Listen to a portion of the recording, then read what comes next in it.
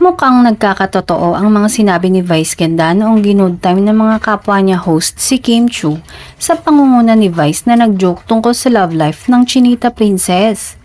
Nag-viral kasi ang eksena ni na Vice at Kim sa Christmas special ng Kapamilya kung saan pinaglakad ang huli ng komedyante para sa nauusong trend na suspect-suspect.